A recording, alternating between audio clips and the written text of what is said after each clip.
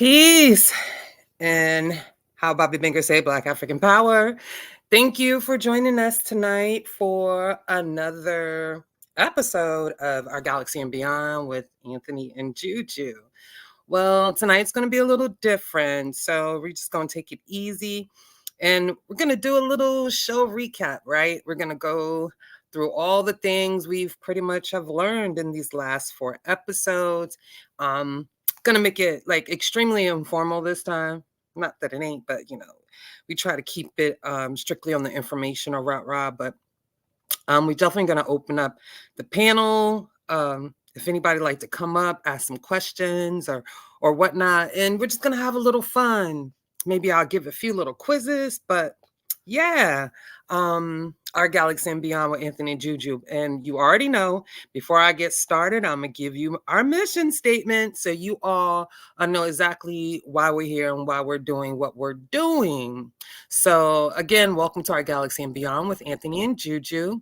We decided to do something a little different, switch it up, change the narrative a bit on the current scope of the conversation in the community. And y'all definitely know what I'm talking about, right? We also wanted to motivate and stimulate scientific interest amongst the people of our communities, especially families, with the hopes of positively impacting the lives of our children, who are our future and, of course, our legacy. This show, Our Galaxy and Beyond, will primarily be focused on the latest news and discoveries concerning the JWST, which is the James Webb Space Telescope, the most phenomenal piece of engineering ever known to man, I think, but, I'll let you be the judge of that. And all things concerning space science, our galaxy, and our universe. But of course, we may include other matters of science that we deem important or just fascinating. We also want to be a resource for scientific information, such as YouTube channels and other social media links, providing access to science programs, space camps, training courses, events at your local university or planetarium, and anything that is geared towards allowing one to become actively engaged in increasing scientific literacy or training and education that could possibly lead to one becoming an expert in a science-based field or position. And with that said, ladies and gentlemen, welcome. And hey, Anthony, what's going on? Starman himself. How you doing this evening?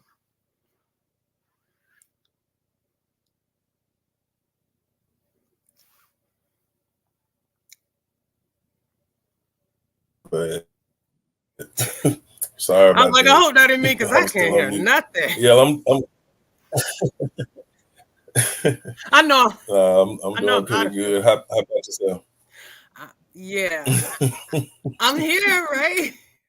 Sorry for the CPT, y'all. Yeah, that's what's up.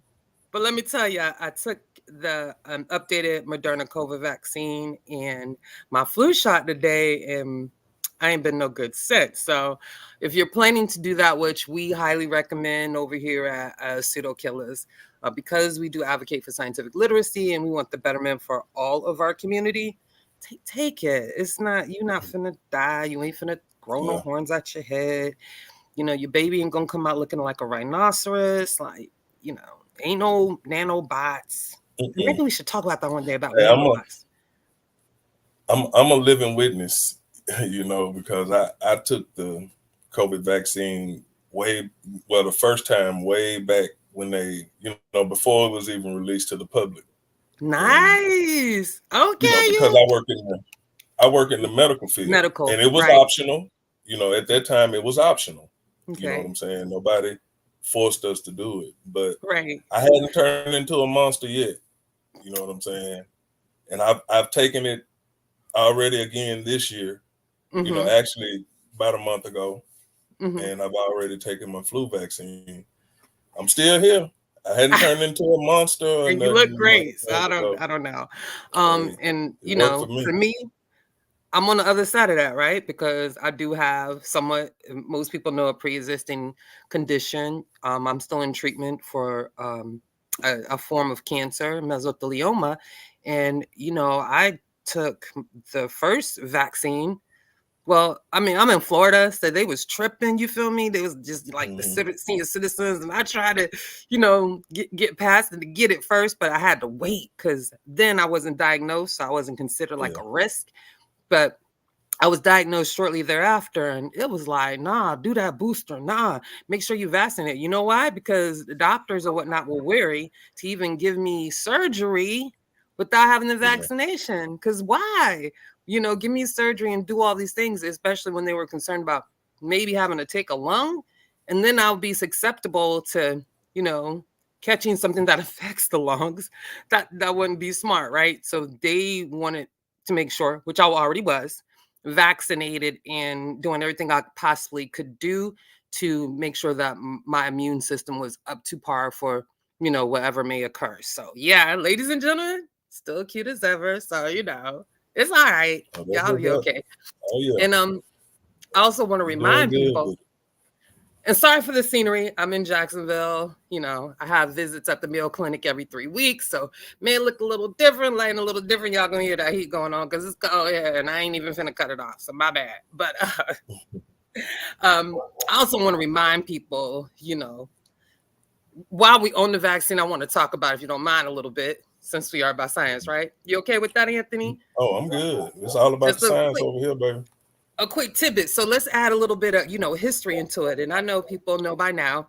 And I heard it first with Bobby Banger, but I know True Story and put it out there too. Shout out to MBK or whatever.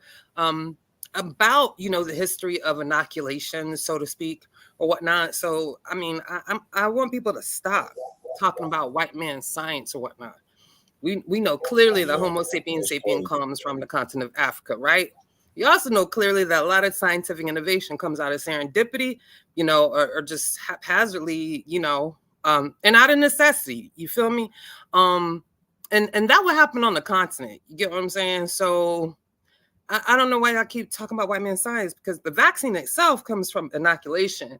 And if people don't, remember, know, or ever learn this, just, and yes, we use Wiki and we use Google over here because there's no problem with that. We have things at our fingertips. I don't know why some of y'all want to go back to the Stone Age talking about, oh, you're Wikiing. Oh.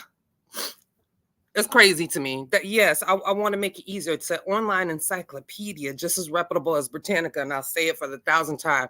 You can't beat the journal of Nature on the validity of Wiki. Miss me with all that. But Wiki, Google, Britannica, all those are all online. Cotton Mathers and Onemesis, okay? The Bostonian, actually. You have to put in Onemesis, the Bostonian, because there's other Onemesis for other things. And just read up on that and really understand, the history of where vaccinations stem from. And they stem from inoculation and how a West African slave saved the whole of a city. Was that Boston, I believe? I believe it was Boston, if I'm not mistaken. So, yeah, there you go, ladies and gentlemen. Now, back to the show. We did say it was a little recap, so we're going to start at season 1, episode 1. And I believe that show was, I don't try to remember stuff. I write stuff down. Too hard to those out there that think because you remembering regurgitating some stuff from memory that make you look smarter. No, it don't. It's okay to take notes. Professionals and scholars do it all the time. I don't know where y'all get this ridiculous stuff from, but we're here to fix it for you. So, the first one was the JSW and the newest discoveries. This one was fun, Anthony. So I'm gonna give my little synopsis, and then I'm gonna let Anthony go in a little bit. And we're not gonna take up too much of your time. And we will open the panel up if you want to hop on and say hi to us or whatever. Give us some feedback, some encouragement, some ideas. We cool with it, right? But this article was talking about an exoplanet that may be habitable. You get what I'm saying? Some distance away from us, like not in our galaxy. What was it called? The KB-18b. K-18b is what it called. Okay. And I thought that was pretty awesome. That planet is huge, bigger than us. But during that conversation, we also talked about habitable zones, right? This was important because a lot of people think, like, what exactly is a habitable zone? I'm not going to go where people think. But what I want people to understand is when they say habitable zone, they're only talking about, those things that are familiar as far as life on Earth for humans, no other species or anything else. So if they're talking about habitable zones, they're referencing off of our planet and our species, pretty much. Those elements that we know that were found to sustain life here. So if they found them on other planets, or, you know, in that, is that the galaxy? That's another galaxy, ain't it? K18b, Anthony? That's in another galaxy, right? Yeah, because it's not in this galaxy. No, it's in the Milky Way galaxy. It's just it is in the Milky Way galaxy. Far distant. See, I'm learning, y'all. Yeah. So it is in the Milky Way. It's just really far. Yeah, it's just very really far. Okay, it's just very far. It's going to take some light years, and not a few, a lot of them, to get there. The Milky Way is huge. The Milky Way is bigger than I even imagine. Like, imagine as we talk about this stuff. But we talked about habitable zones. We talk about excuse me, Ms. Juju, but the Milky Way is estimated at 100,000 light years, if I'm not mistaken. So yeah, that's big. I mean, like the width of it, or the length of the Milky Way. Yeah, the radius of it. Yeah, the radius. To get from one side to the other side would be estimated about 100,000 light years. That's amazing. We won't make it to the other side no time soon. Don't hold y'all breath. So habitable zones we talked about.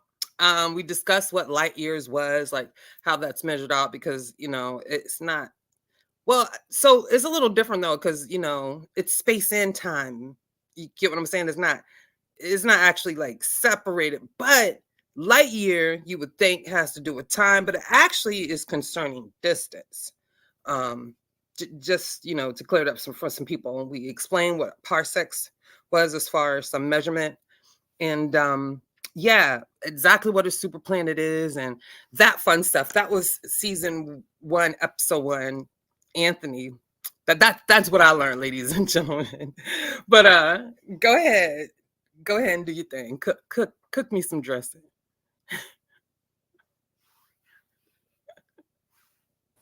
Well, yeah, that was a pretty good, you know, big discovery, because of what they found in the atmosphere of that planet, and it being in the habitable zone. So like you know, you spoke about the habitable zone, you know, is that area where you can have liquid water, but it's, you know, for the planet, it's not too hot and it's not too cold. It's just, you know, there's a around every star, you know, there is a habitable zone. And like I say, that's that area where you're able to have liquid water, you know, without it being too hot to steam and burn away, you know, but it's not too cold where it would freeze. So that's one of the first places that they search for exoplanets. You know, once they find a viable system to investigate, then they want to know what's happening in that habitable zone. So that's what Webb is, one of the capabilities of Webb, you know, that helps us to further understand those areas that has been, you know, discovered by other telescopes that came before, like Hubble or Kepler. You know, Webb is able to look at those same objects just in a different light. You know, it can tell us much more about the makeup of those planets in the habitable zone. So yeah, that was a pretty good one for me. I enjoyed all of them, but that was pretty deep, you know, to be able to measure the atmosphere of a distant planet, you know, and get that information. Yeah, that's pretty deep, because that NIRCam and that spectrograph, yeah, which we'll get into that a little bit more when we talk about the second episode. The other thing that I thought was, I had to look it up real quick, that I thought was awesome too, that makes this actual very spectacular, is the discovery of DMS, dimethyl sulfide. And this is important because on Earth, this is only produced by life. I'll repeat that. On Earth, this gas or substance is only produced by life. So yeah, that was definitely a eyebrow raiser for scientists. Be like, oh. One thing we have to keep in mind when we're looking out into the universe and all these different things, this solar system, this Earth, this is our standard. You know, this is what we know. You know what I'm saying? So this is the standard. So we're going to be searching for the same conditions that we have, that we know and understand supports life. You know what I'm saying? So that's one thing throughout this whole series, long as we're doing these shows. Right. I need y'all to please keep that in mind, that this solar system, this planet, this is our standard. The sun is the standard. You know, everything is measured in solar masses. So that's the mass of our sun. That's what we know. You know what I'm saying? So all other stars, whatever it is they're measuring, it's gonna be measured to what we know and understand in this solar system. Can you explain parsecs a little bit for me too? Well, parsecs is more like it's a measurement. Yeah. And what that, it's more like a condensed way of saying, you know, light years. Like 1 light year is 3, shucks, I can't remember. I mean, 1 parsec is, I want to say like 3 light years, a little over 3 light years is 1 parsec. 3.62 light years, I thought, if I'm remembering correctly. Yeah. Okay. Somewhere in there, y'all. I'm approximating, so I'm like, you lied. Well, I mean, it's a quick Google search. Right. Everyone can do that. That ain't hard. That ain't hard, y'all. That's why we give y'all the sources, right? Don't take our word for it. We not the authority, right? Advocate for the authority. Don't get it twisted. I want you to look it up. You know, right. I don't know everything. I'll be the first to admit it. So, and please fact check me. And if I'm wrong, correct me. Please. Vet it all. You know, I'm not one of those that can't be corrected.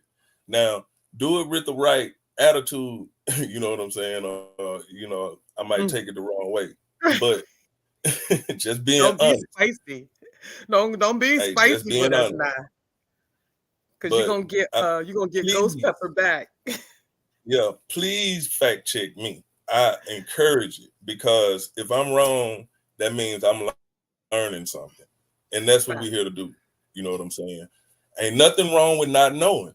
Nothing wrong with saying, I don't know. Nothing. Talk about it. You might get a little more respect if you can say, I don't know.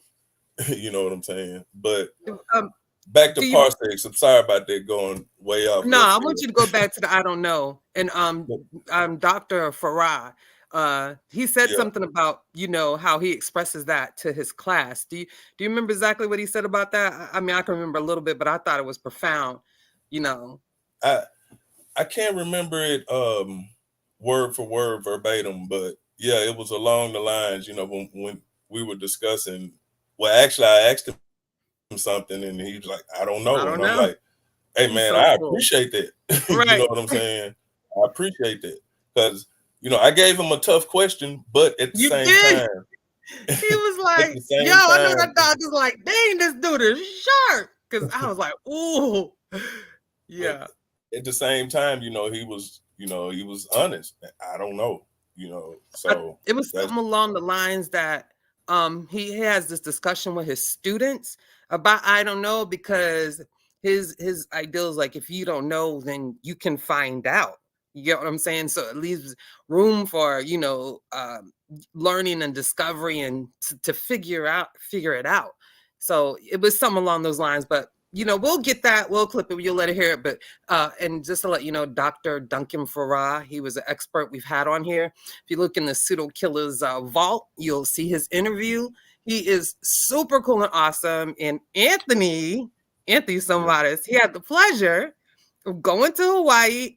Tell me the observatory out there in Hawaii. It's University of Hawaii. But tell that real quick, Anthony, please, for the people. And yeah, they have a respectful relationship where Dr. Farrar is like at our fingertips. Yeah, that's my dude. You know what I'm saying? I already know. We've developed a pretty good relationship, and he's agreed to come on this show. You know, so we're gonna be setting that up. But I went to Mauna Kea, and that's where the Keck Observatory is, and the Keck Observatory is the one where our black hole, and I'm looking at your Teddy Ursamoa Ra Sneferu.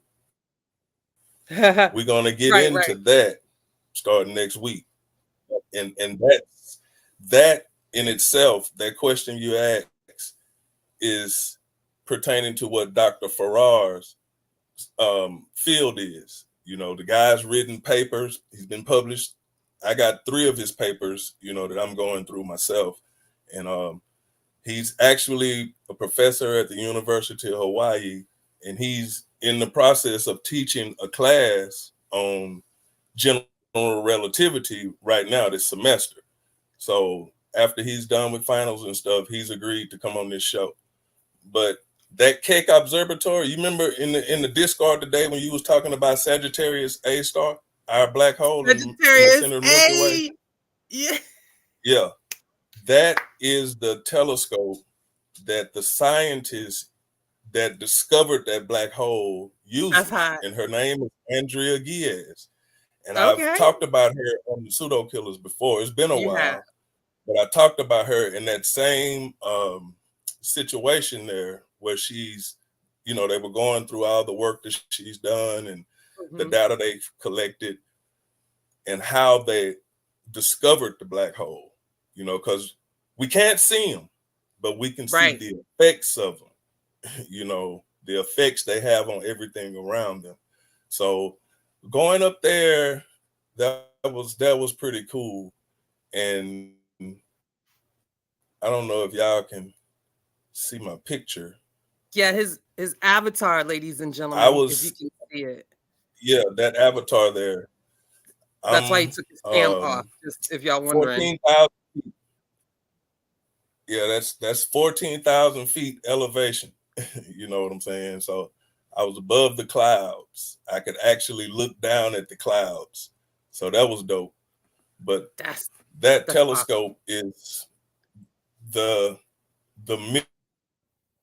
mirror and the optics on that telescope are the precursor to James Webb telescope. If you look at the mirror design and how the mirror functions, they advanced on the Keck for the James Webb and sent it out into L2 orbit. So that was a pretty dope experience there. You couldn't actually, you can't go inside the building and look through an eyepiece. It's not built that way. You know what I'm saying? But to be on the grounds and to have that experience, being an avid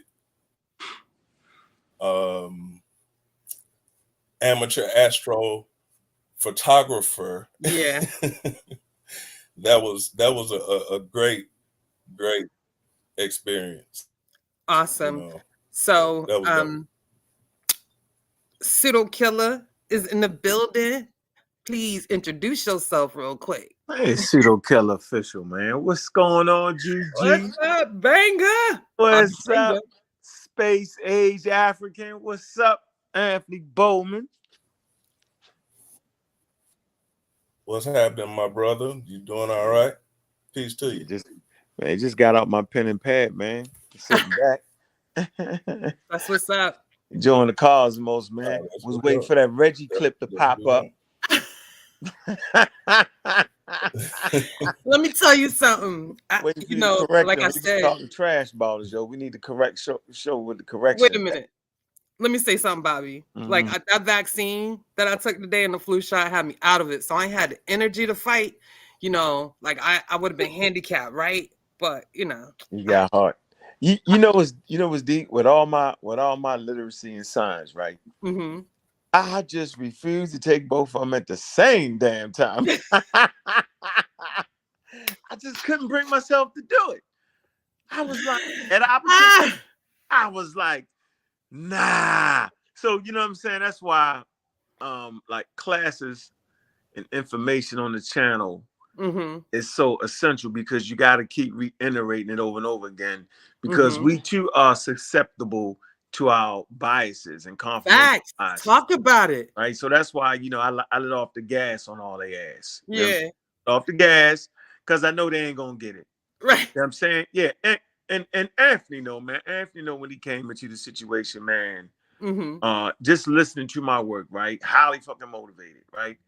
And then he had to come in and correct me on 95% of the shit I was saying. But I had to accept that, though. But how many people in my position would do that? Anthony know it. Well, he tried to be nice. Well, he's so nice. Yeah, I don't know if that's it or not.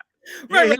That shit, right? That's how he talk. I don't know. See, he's so nice. He say, I don't know if that's it. Right. Damn well that ain't it. That's the humble. You wrong as shit, but let me help you. Right. The same way he did Wishman with the daggone phenomenon. He's like, well, I don't know if that. He know damn well what the damn phenomenon is, man. You know what I'm saying? But he understand how hard the subject is. Oh boy. He understand how hard the subject is. So right. Yeah, we all carry biases, so it's important for us to keep promoting scientific literacy. And the cosmos, man, is where the rubber meets the road at, man. Reggie said out of his mouth, that's all they teach over there is evolution and the damn cosmos. You gotta get it right. Get everything. Wait a minute, let's get it right. Let's and first I want to say thank you. We appreciate you, Brother Reggie, for the recommendation. But Brother Reggie, our elder, our scholar in the community, said that if you want to know about evolution and astronomy, come to the Pseudo Killers. And we'll take that. We didn't look at that statement as a limitation. We looked at that statement as an opportunity. So kudos to you, sir. Thank you very much. So what is it outside of evolution, which is understanding? Yeah, I appreciate that, Brother Reggie. That's biology, that's chemistry and physics. What else you got outside of that? What else you got? Now, not unless you're talking about the aliens that exist outside of all that. In Mexico. Kemet definitely fits in that environment of evolution. That's why they're struggling now. Right. They're struggling now because they don't watch enough Anthony Bollman. You know what I'm saying? They don't watch enough of JuJu, Clark Kent. You know what I'm saying? They ain't watching enough of that. Cedric, they ain't watching. Brendan, they ain't watching. Pseudo Killer Army, you know what I mean? Yes. We also got Marcus. They ain't watching enough of that. The Army, Brass and the boys. All of them, Gillian Block, they ain't watching enough of that, yo. Killing them. We killing the game and they don't even know Slade. They not watching enough of that. Like we had these great conversations off the air in the server, man. Y'all gotta come through the server, man. Hit the email, man. Get on in, get questioning down. You know what I'm saying? Gotta know you real. And be part of the movement, man. It's growing, right? Because you're running around with biases. Trust me, you are. We all do it, and we all got to get past it. Yeah. And the evolution of the little cosmos would help them understand that damn Egyptian conversation way much better, bro. A lot of conversations, Bobby. Like even the religious conversation and intelligent design. Like everything you're learning. Like I don't know how people can actually learn the truth, the facts on this information we're giving and say there's intelligent design. Like there's no way. No way. We got a black hole at the center of our galaxy. Sagittarius A, y'all. The only reason I said that because, that's my sign, Sagittarius. So put some respect on our names. Because, any moment in time when y'all step wrong, we could just suck your whole existence out. That's the creator, the black hole. What you talking about? Oh, it gives life or it takes it. But it's the create. What are you talking about? Hey, Anthony, when you gonna put that interview out? Dr. Farah. What you gonna do? Huh? Can't hear you. He lagging a little bit. Can't hear you, Anthony. I'm trying to clip it up. Can y'all hear me now? Yeah. Yes. Good. Can you hear me? Loud and clear. I'm here. Proud Can y'all hear me? Proud and clear. Yes. Oh, okay. Yeah, I'm gonna clip it up, Doc. I'm working on that, well, not at the moment, but yeah, I'm working on putting that together to make it to clip it up and put it out, in little shorts. Okay. So I'm working on that. But yeah, but he's supposed to be, he agreed to come on the show, man, so and I got his number, we exchanged phone numbers. Mm-hmm. So that's good. That's a man. He's gonna be on here with us, with me and Miss Juju. So I don't know. I know, but I don't know what the hell wrong with you. Think you can sit around and talk to an expert? But see, you know how we do over here.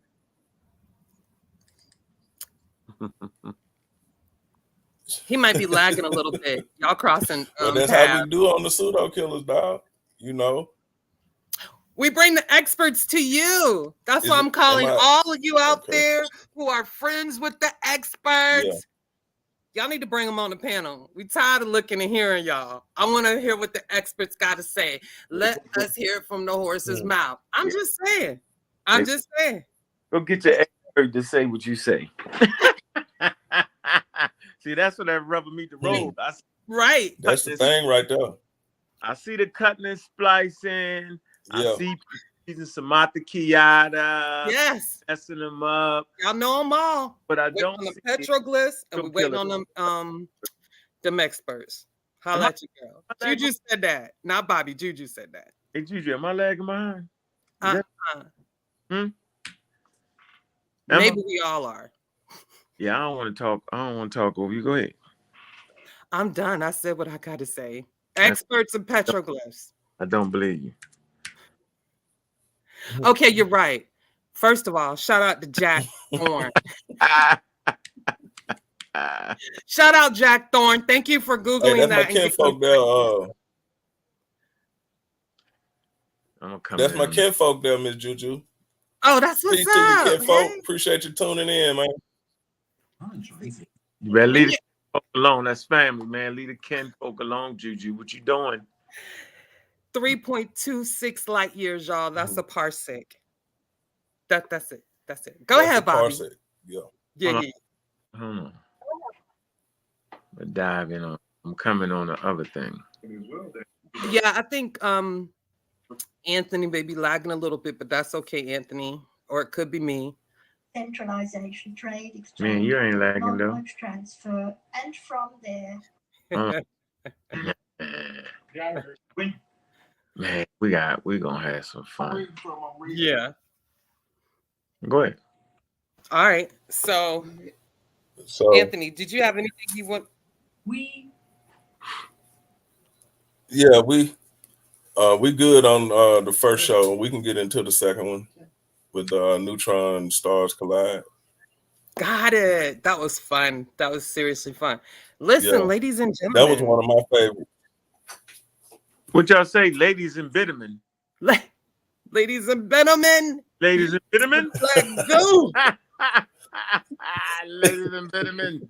But if any of the ladies and gentlemen want to hit that link, like come up here on the panel. Hit the link. Put the link back out there. And talk to us. Oh, where you at? You on a thing, right? My fault. I can just dive in. Hold on, let me see. Where y'all at? What you mean where we at? Where you? Why can't I just come in? Ain't you on the thing? Or you not? It might be. It's different. I think this is different, Bobby. We have y'all did a different one. I think so. Shoot. What? So how you? What are you doing? How you? I don't know. You and Ken got to figure that out. I don't know. I just logged in. I just get to work. I don't ask no questions. We get in the tank on. We drive slow. You know, we creeping in the tank, dog. Hit that damn diesel. Yo, killing people's grass. Yeah. See, you know, Kent, we on different. We on different ends of the spectrum. See, we might run up on the sidewalk a little bit. Kent gonna drive through your house, front door. You know what I'm saying? He driving through the front door, but me and Miss Juju, we gonna creep up. There you go. There you go. There you go, Bobby. Oh man. Oh, hold on. One more time, Bobby. Yeah, Bobby. Fix Bobby that. Boucher. Stop playing and fix that. What the hell's going on? What's going on, yo? What we doing? What we doing here, man? Just a little bit of the cosmos, my brother. What we got? Man, how many beautiful people galaxy we got and beyond. Go ahead. We got 27 beautiful people in the building. Y'all need to get here, man. What y'all doing, man? Stop it. Stop being allergic to real solid information, man. Backed up by the experts, man. Everything ain't Black Egypt, goddamn it. You got the Black Cosmos where Black people jumped out. You see how black the sky is? Black people come out the sky. That's how they doing this over there, Anthony, with the Black Egypt. The sky space is black, and the god Kaloum formed man out of the black space, thus is the black skin. That's how they doing this, bro. Oh, God. Anthony Bowman, tell me I'm wrong. The space is black. There's no light in space. Since there's no light in space, we know that the black melanin beings came from space, stardust, and they fell in Egypt. Stardust. Black skin. Black. There it is. Darkness out of the dark hole. Why you ain't telling the truth? You know daggone well that the black hole mean black people came out of the black hole, thus they got black skin. What, a black hole in the middle of our galaxy? Space is not space, it's melanin. Ah, the melanin tree. It ain't space, it's melanin. The melanin tree. Space black hole, black people come out, and we couldn't have made it out the black. We ain't dark enough, man. So we didn't come out of that. It's the blackest of black. Boy, they got us, man. That's hilarious, right? Bro. That's what they do. Is they talk crazy. That's what it is, dog. Ah, man, it's the same thing. Why can't we say it? Space age African. Why can't we say it? Like the black hole, right, equals the black bitumen. And the black bitumen, Kaloum, reached down out of the black soil, but he reached out of the black hole first. Out of the black hole, you get black people, thus the skin is divine. No, I thought it would represent, Osiris, right? Because the black hole represent like afterlife, the death, right? But that's the space guy. He's Osiris, the space goddess. Black hole divine being. Hey, as a matter of fact, non-ether, that's right. Non-ether. Ronald Bokins. Non-ether. Six carbon, 6 hydrogen, six. In that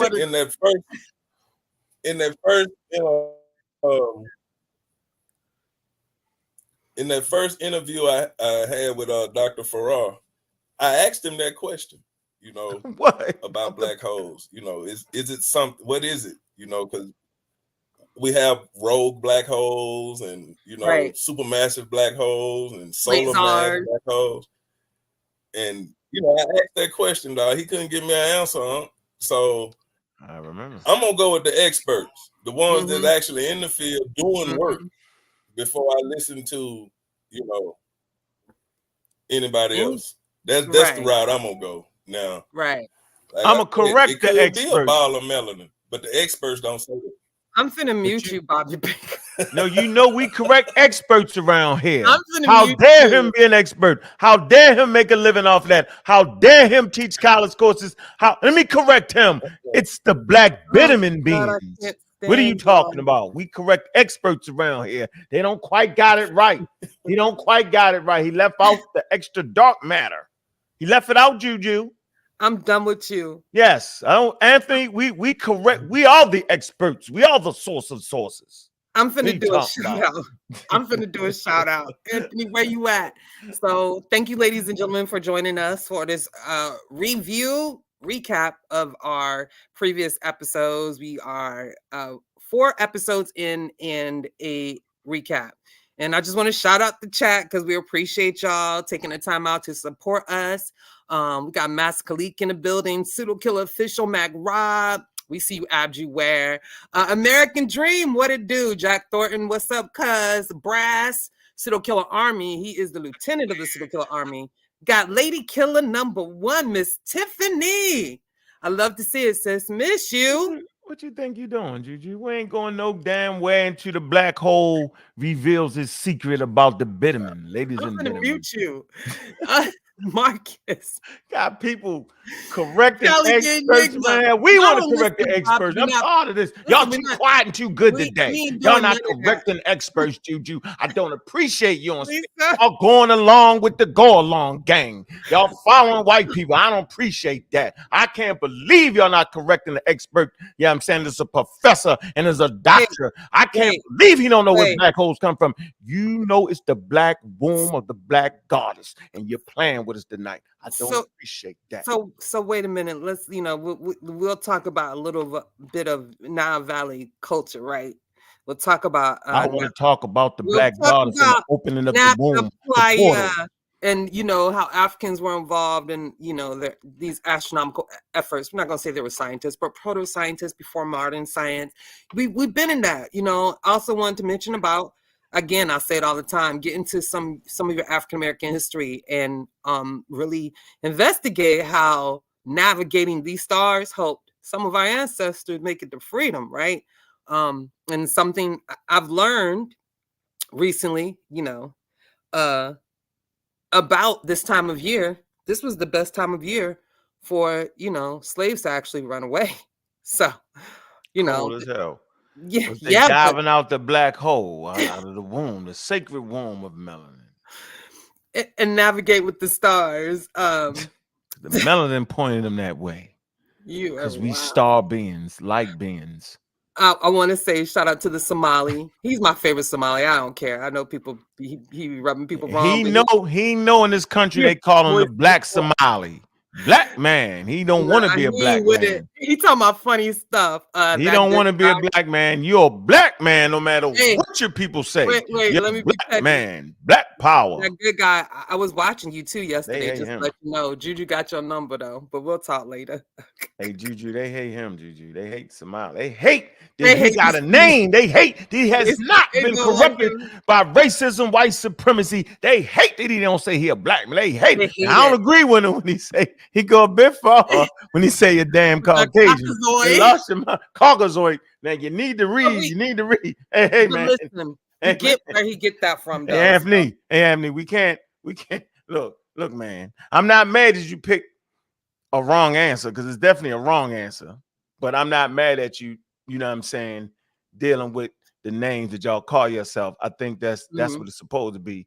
But don't get caught up in the racism. Don't do it. Don't call yourself that. Because that's the same term. You gotta because it's actually discredited and is at the source of scientific racism. The same reason why we call ourselves black, right? It's the same reason you call yourself Caucasian. It's complete pseudoscience. That's what I'm saying. Y'all got ancient wisdom, ancient names, man, and y'all deserve to be, called that. That's what I agree with you on, but I don't agree with the Caucasian part. It's a bit wild for my taste. I like my meat cooked.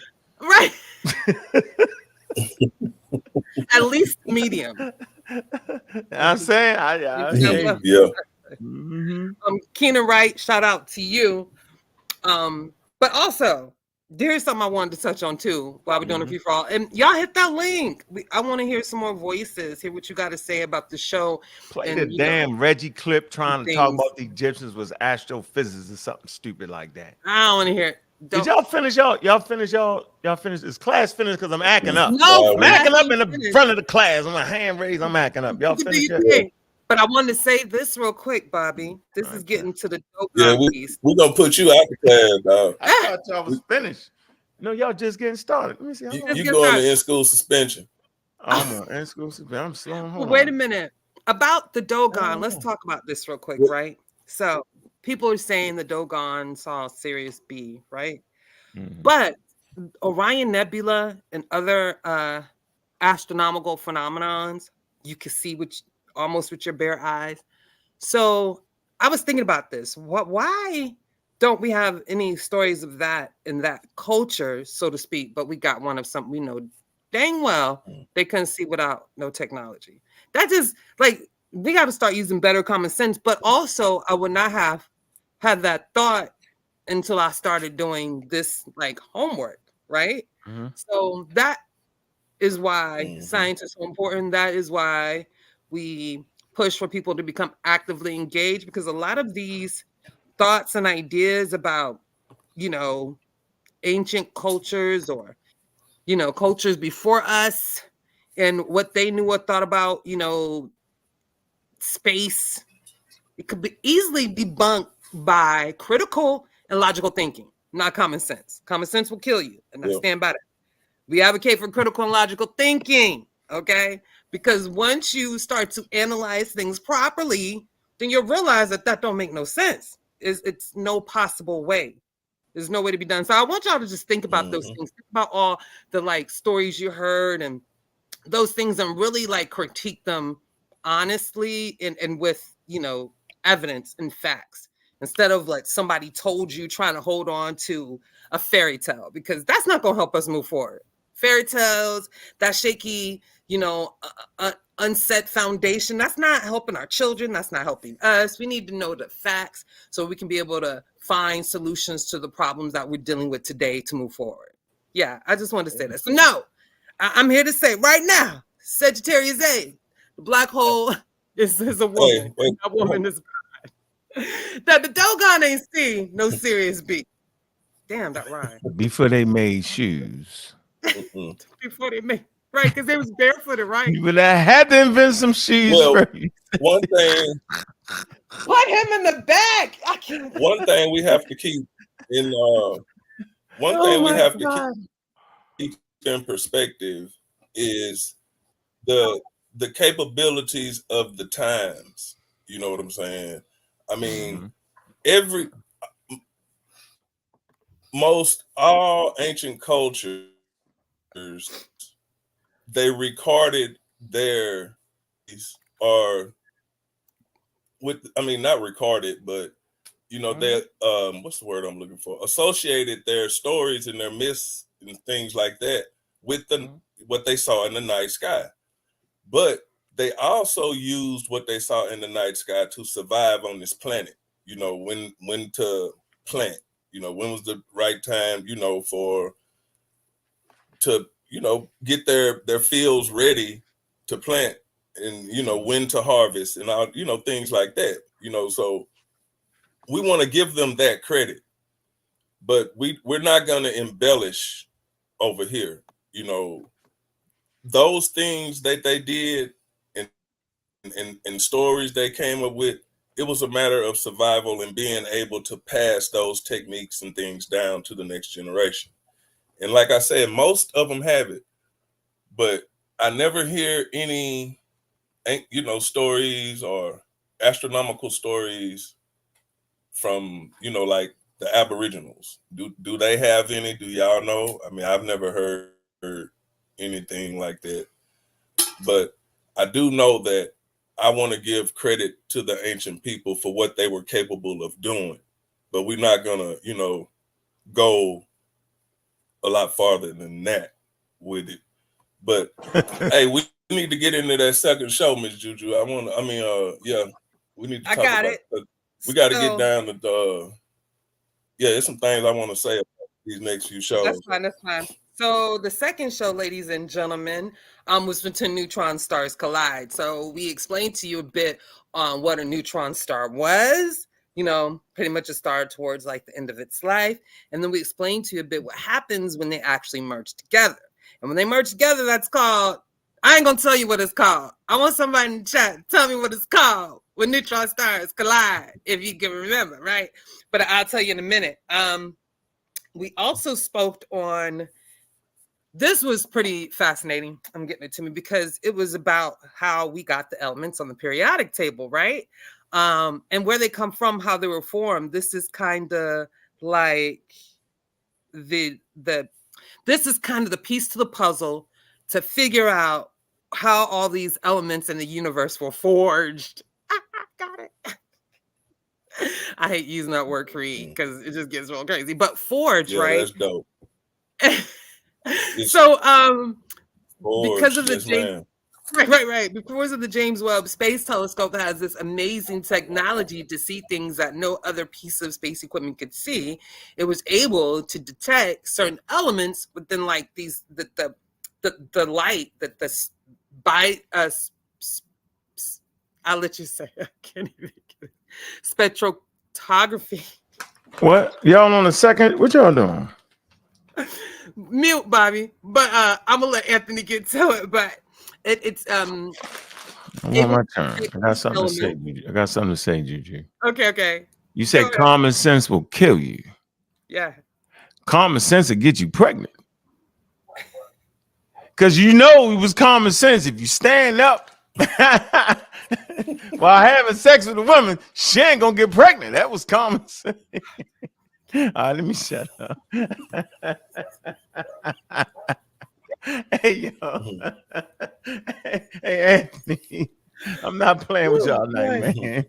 I'm gonna let y'all finish. But I got Reggie clips talking about the cosmos, yo. I need your help, Reggie. I mean, Anthony, I need your help. We gotta play it. You gotta play the clip, yo. I'm gonna let y'all rock out. Hey, right? I'll be there. Let me shut up. Go ahead. I'm shut up, but let me know when you're ready. We got it. We got it loaded. We gotta load it. We want to make sure we got. Oh, you gonna make it spicy over here? Are you finna throw some sauce on this show? Yeah. I thought we was gonna do it after. Nah. This is my favorite show right here, yo. Because y'all best fit to actually correct it. Now, seriously, I'm having fun, but this is what's permeating through the community.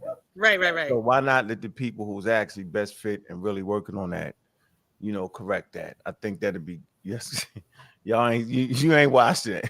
You gonna be there in real time, and we just go ahead though. Let me go ahead.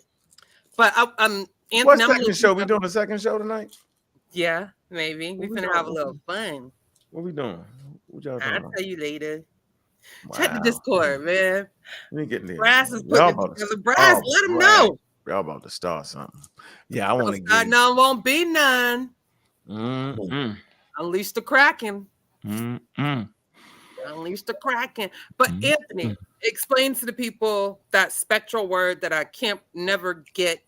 Spectroscopy. Is that it? I finally said it. Trapezium. We'll talk about that later. What? Mm-hmm. No. Yeah, and, I was gonna bring that one up to you on number 3. Spectroscopic. What? But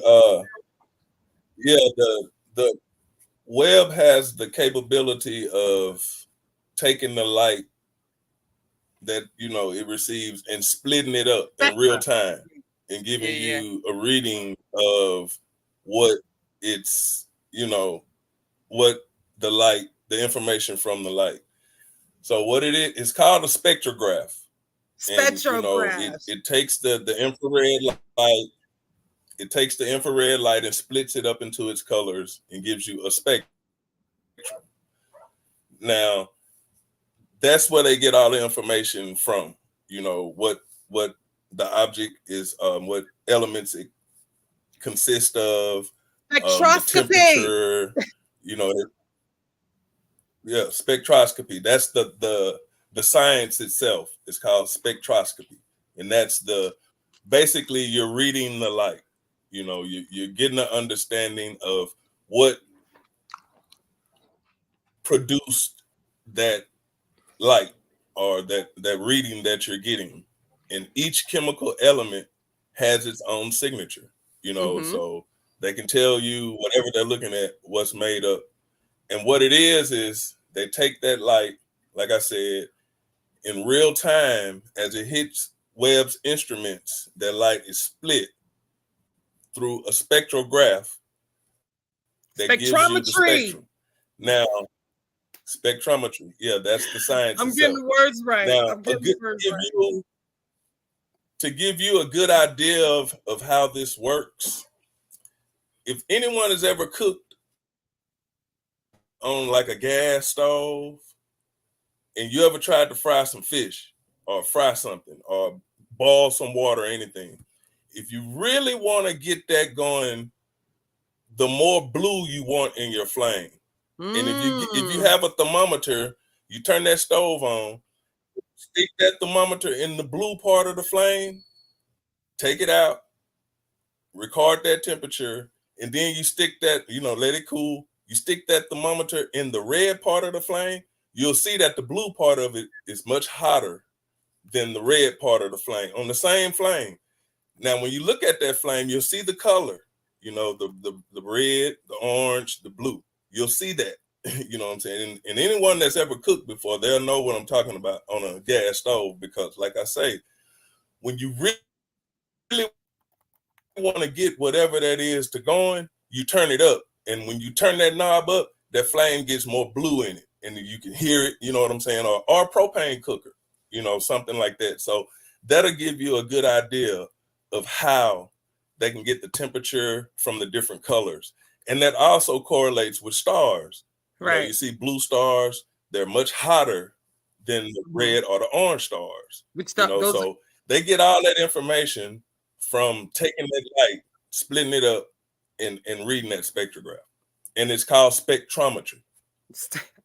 I got it. I was having a difficult time pronouncing that word, but the more you know, the better. And the more you get familiar with something, the better acquainted with the terminology or whatnot. See, and again, I have to explain it for people. I'm the student here. Anthony is my tutor, right? And we advocate for the experts, and we deal with information from the experts. But whenever I'm having a difficult time comprehending, Anthony breaks it down for me in bite-sized pieces or are easily digestible, and then I can really get everything that I need to get to understand. So yeah, and phenomenal growth, I can say for myself in this. So yeah, I'm happy. Thank you, Anthony. Real quick, Brass, no, you're wrong. Try again, but thank you. But I need you to tell me what GRB means. Come on, somebody, give me some answers. What happens when two neutron stars collide? And then tell me what GRB stands for. We did cover this in the last show, but I'm just having a little fun with y'all. Hit that link too. Real quick, before you move further on season 1, episode 2, we got some, who is this? We got some people here. That good guy. How you doing? How y'all doing? So the lights you were just talking about, I just want to hop on the conversation. Is that the reason why they had to push back the time for the Big Bang to 2000? Was it 23,000? It's 23.6 BC. That good guy. I'm gonna stop right quick. And I'm not being nasty, but can you give me a source, whatever statement you're trying to make, before you go any further? On the Big Bang? For period. For the information you're giving me, can you provide me a source for that? A source for the Big Bang? Audience, because we don't do just, random source. Stuff like, no, come here, bring me some gifts. My birthday's gonna be coming up soon. Bring me some gifts. That's all I want. And while you're gathering that, oh, that's you. I thought that was somebody else. What? Go ahead, what did he ask you? He's talking about the Big Bang. He was talking about the lights, right? Mm-hmm. Right. The different color lights. Right. And the Big Bang was they once thought it was like 13.3. I mean 13 something. 13 something. But go ahead. That's why I said bring a source. You got to be better. I don't know the source. No. What are you saying? They saying now though? You think they changed it? Why don't you just ask them? They did the math over and they pushed the time back. Is that let's say that it's real? Does that matter? Wouldn't you want them to get it close to right as possible? Wouldn't you want that? I'm not arguing with the science. That's not what I'm arguing with. What you arguing with? Right. I don't have no real arguments. I'm just playing with it. Added on to what he was saying because the lights. That's how they knew that they had to push time back because they saw galaxies older than what the mathematics came out to be. But I'm saying, do you do I have a source for that? That's what you're asking me? No. This I'm not asking. I'm saying the lights that we're talking about right now. Do you think that has something to do with the Big Bang? And I'm not saying it doesn't, because I don't really know. I don't know. But I'm asking you because, you know, we're talking about remember, we're talking about neutron stars colliding and that whole system, and you know, the gamma ray bursts is what we're talking about. And that's the spectrum of light given off by that collision. Nobody's gonna give me what two neutron stars collide, what that's called. That's okay. It's called a kilonova. So when a kilonova occurs, it's the gamma ray burst light that we're getting this information from. Just to let you know that, good guy, because there's different types of light. You said a what? Yeah. A kilonova. Kilonova. That's never heard of that before. How about you? Yes. How about you? How about you, that good guy? You ever heard of that before? No, not to remember. Oh yeah, we just learning something together. Then let's be in class. Well, that good guy. So I would suggest that you go back to our season 1, episode 2, and watch that episode, and we really get into gamma ray bursts, kilonovas, and all that. And then you'll understand what type of light we're talking about right now.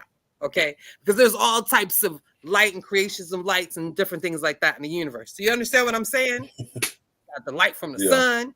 Got the gamma ray burst light. They named it after the show. They named it after the show. Killer. I want to pseudo kilonova. They named it after the show and they watched it. That's just for you. Take that with you. Go ahead, Anthony. Hey, and that good guy. When you look into the CMB, the cosmic microwave background radiation, which is, you know, basically our first light from after the Big Bang. Once you get into that, then you won't, you know, they won't be able to drag you down with changing the age of the universe and all this kind of stuff. Right. You know what I'm saying? So, you know, there are stop signs. And the CMB is one of those stop signs when you're talking about the age of the universe. You know, talk to them. Now, don't let the age of the universe get mixed up. Don't let that get mixed up with the distance. You know what I'm saying? Because the universe is expanding, and we know this, that it's expanding. We know this. We can't figure out why, and you can't figure out, you know, what's causing it, but we know it's expanding. So when people get to talking about distance, you know, don't let that get mixed up with the age of the universe. You know what I'm saying? Because, like I said, if the universe is 13.8 billion years old, don't let 96 billion light years mess your head up. You know what I'm saying? Because there's an expansion in space. You know, the things between galaxies and everything is expanding. You know, you got galaxies and stuff that are forming clusters, but at the same time, those clusters are spreading apart. You know, and that's the expansion of space. And we'll talk about that a little more when we get into redshift. But that's what's going to be like that I said, you can't go past the CMB. You know, so we might need to do, you know, that'll come later. But the CMB, once you get an understanding of that, then you that 13.8, you know, it'll make a whole lot of sense, and you can't really go past it. Right. You know what I'm saying? Great. I just want to say Teddy is hilarious. He talking about and that so that was pretty much all I had for the second episode. So the answer to his question is they haven't changed the time. I'm sorry. So the answer to his question is, are you saying that they have not changed it? That's why I told him he need to bring us a source and stop playing. They have not. Yeah, well, I'm saying I know what he's talking about, because remember when James Webb clicked on, you start getting these wild articles. Yeah, you know, these wild titles. then you actually read into the article and it's not really saying that. So yeah, that's what that comes from. Titles is clickbait. But see, they just only read the title and jumped to their own conclusion, jumped out the window. We talked about that. I'm looking at an article. There have been some surprises. They're finding galaxies, developed at an earlier age than they estimated. But that doesn't change the age of the universe itself. I'm looking at an article right now. Fanfare was about. I don't know if it says physics, New York. I mean, U.S. Today. Put it in the back. Yo. All right, I'm gonna do it. Yeah, let's look at it. Let's see what we're talking about. So you said that's all you had for. That's all you had for episode 2. For the second show, we can move on to the third one now. Okay.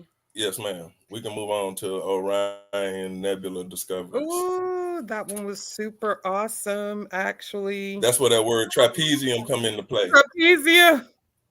I see you've been working on it, on that trapezium. I've been working on it. Don't play with me. Oh, my God. I'll put it in the back chat. Thank you, that good guy. Jesus, I just He's really the bad guy. He's not the good guy. Go ahead and work for a minute. I gotta look up something right quick, and I'll be right back. Anthony, it's all you. Take the flow. Well, that was the show where we were talking about. We were. That's the one where we introduced you to the jumbos. The Jupiter mass binary objects. Which was a new discovery. Because we never knew that planets would form, planets would be in pairs, basically, orbiting each other, not orbiting a star. They're just floating out in space, just 2 planets, Jupiter-sized, objects. That's what they call them, jumbos. But yeah. We've never seen that before. We've seen rogue planets. They call them rogue planets, planets that may be thrown out of solar systems or whatever, but they find planets just floating through the galaxy.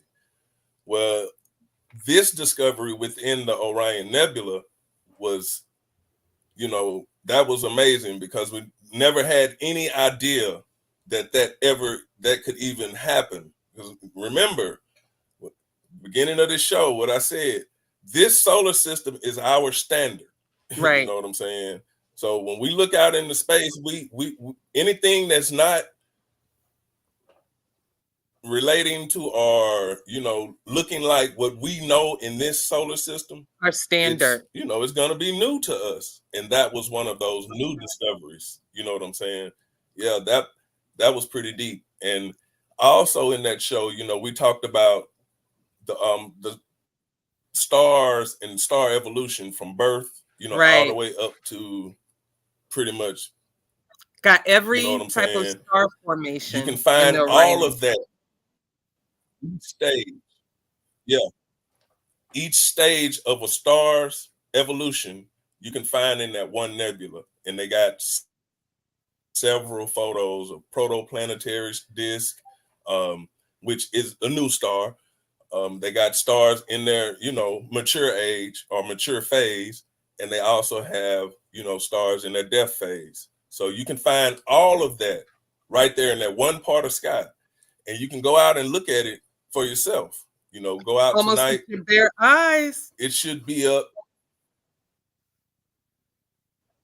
Yeah, you can see it, and if you look at the Orion constellation, there's 3 stars going across the middle of it. In a line, 3 straight stars. Well, not exactly straight, but 3 stars.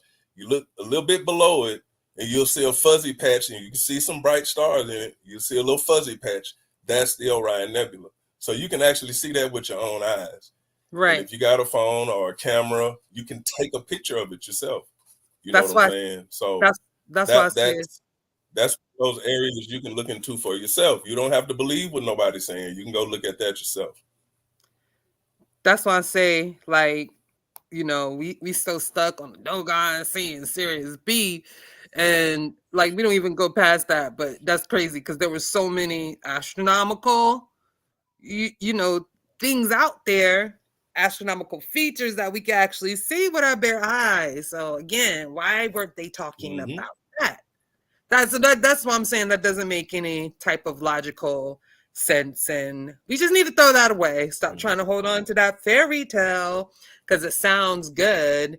But yeah, so throw it away. But we talked about trapezium cluster. I got it. Trapezium. Trapezium clusters and the binary planets was pretty hot. Yeah. I don't know if you said this, Anthony, but correct me. But the reason why this was hot, tell me if I'm repeating, but I'm sorry, because I was looking for the notes. But that's because the two planets are gravitationally bound instead of, you know, two stars or a planet around a star, right? And that was the first time they seen that. They never knew that. They're orbiting a central point around each other instead of orbiting a star.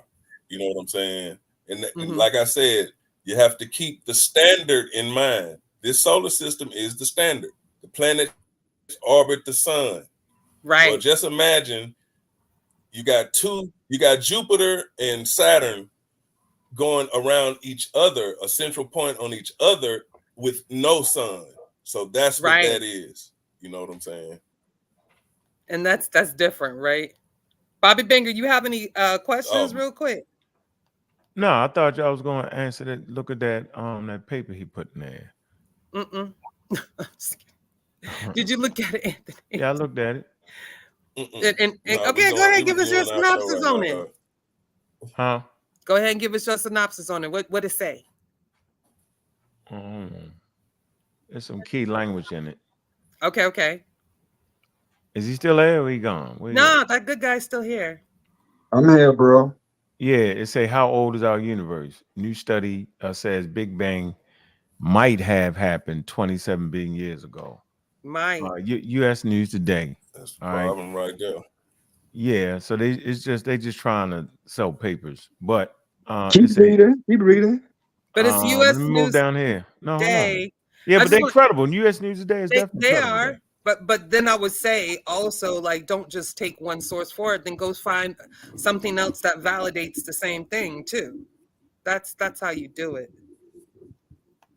All right, okay. They say the question is simple enough, but as years go by, it becomes apparent that settling on the answers isn't quite as easy. They say even today, the matter remains open to discussion, as new research could at any moment upend our previous cosmic conceptions for the age of the billions of galaxies that comprise our universe. It goes on to say, that's what happened last week when a new study, when released, challenging the long-held notion our universe is nearly 13.8 billion years old. Now, the next statement is say, if the findings of this latest research prove accurate, the Big Bang may have taken place 26 billion years ago, making the actual age of the universe nearly twice as old as we thought. So what do y'all have to say about that? The brother brought a credible source. I don't even want to get into the critique on the source right now. Well, what do y'all think about that statement, Anthony? Just read the next paragraph so it say what the scientists said. Like, I read it. That's enough. We went to the what more you wanted to read. How it say how the impossible early galaxy problem undermined our understanding of the universe's age. That's what you want me to read? Huh? Nah. You absolutely right. You stopped at the right point. My bad. Yeah, man. Anthony, you wanna talk about that?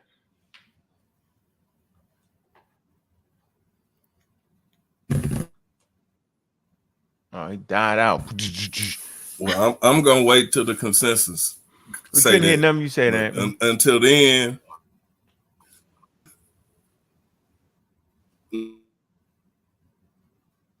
bad connection. No, I said I'm gonna study is completed, but as of now, from my understanding, You can't go back past the CMB, the Hubble concept. If y'all didn't get that until further studies are done. And remember, this study was July. It was in July of this year. Can you pause for a minute? Did you understand what he's saying, though? He said it earlier before we read the article, and he's reiterating after Bobby asked him a question. Did you get what he was saying? Did you comprehend that? I'm asking. With respect. With respect, I'm listening to the sciences, right? I mean that it's not final, but they did get information to give them a reason why to rethink the numbers. So I'm gonna go with the sciences, of course. But as of right now, don't say that. Don't say of course. We don't believe you. But now go ahead. You already know I'm gonna go with the scientists who do the study. No, I mean, unless they're gonna be biased about the answers, then I want to add because you know, I mean, I'm gonna pump the brakes on you because this is my show. He said cosmic microwave background, like that's a stop sign right there. So nothing's changed until it's changed. Okay. Nothing changed until the scientist who's doing the and the scientists haven't changed anything. All right. Is that clear? No, they rethinking it. They didn't change nothing to be final. I never said they changed anything to be final. That was my question. Was they were rethinking it? Anything? It is. Hold on. You can't say they're not changing anything now. That's a lie. That's not a true story. Changed anything.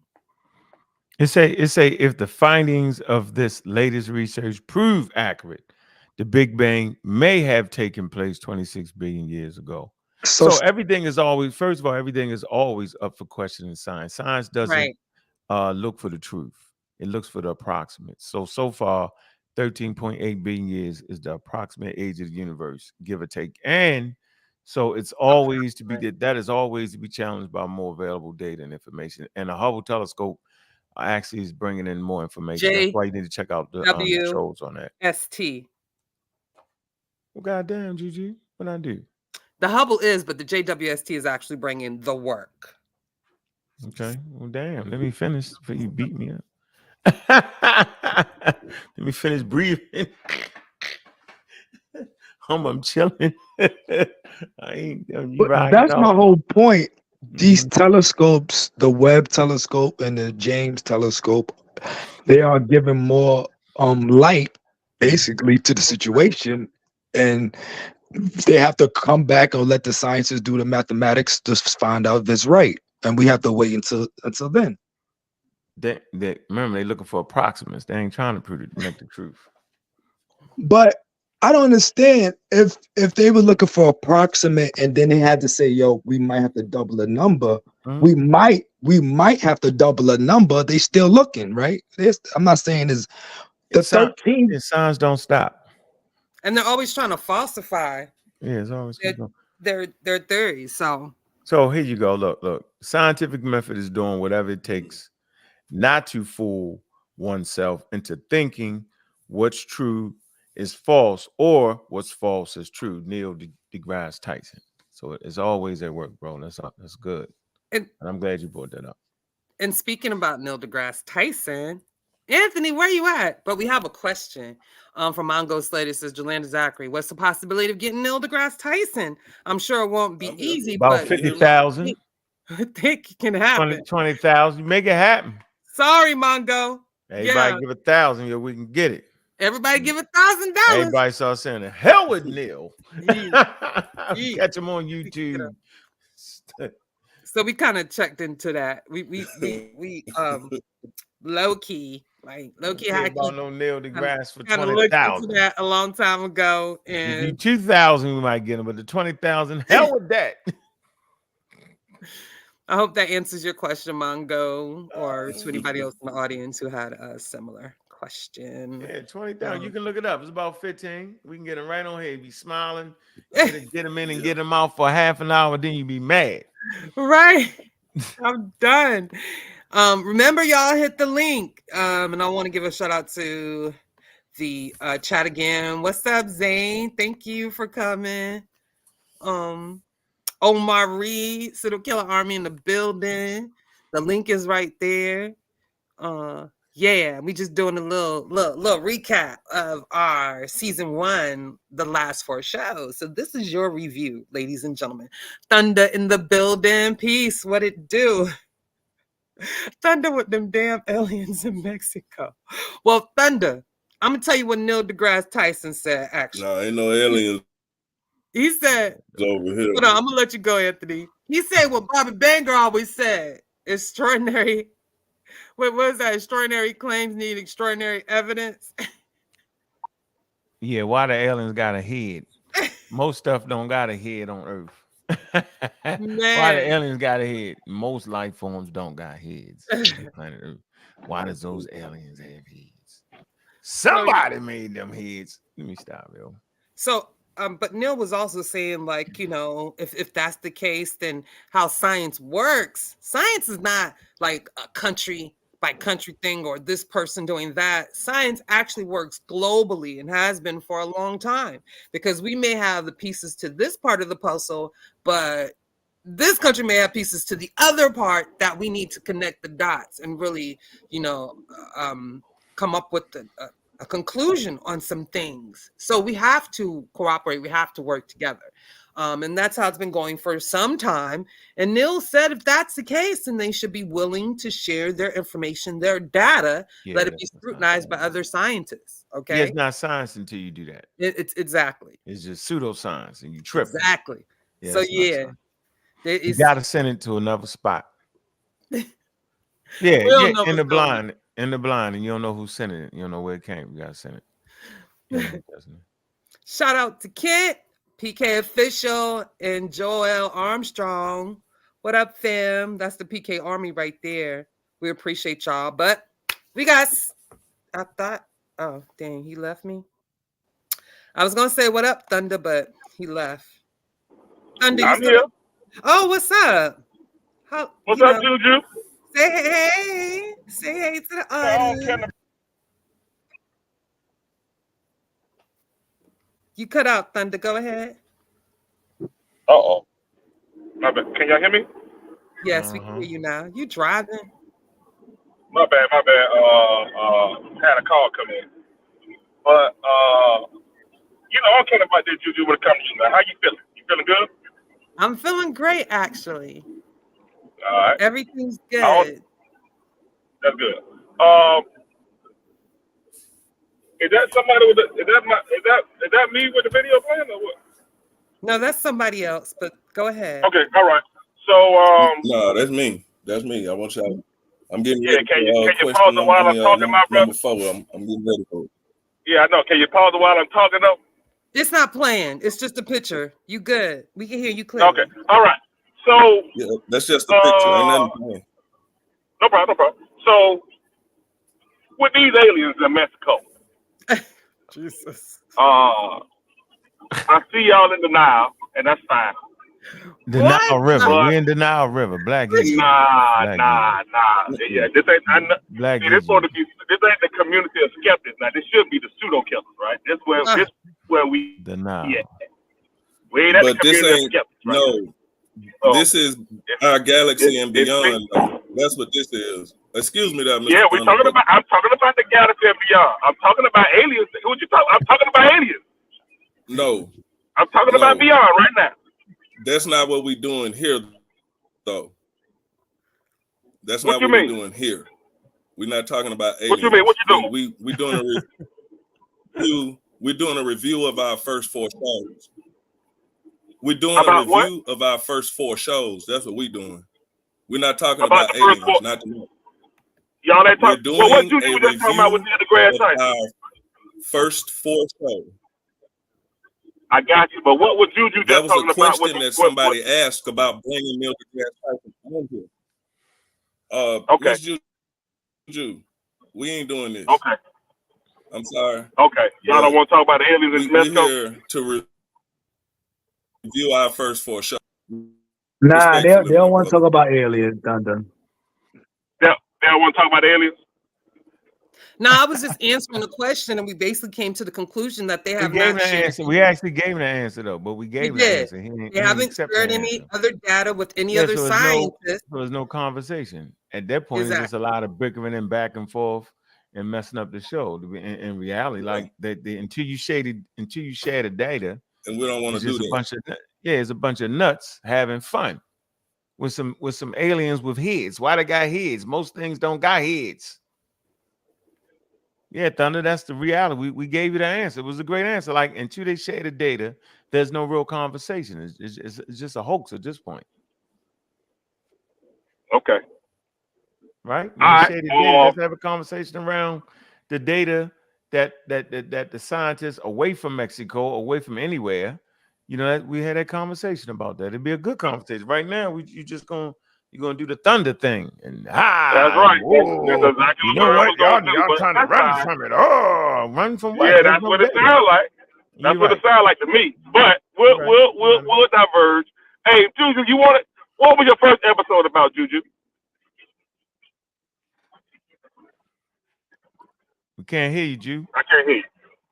Shoot. I'm talking with a mute. Sorry.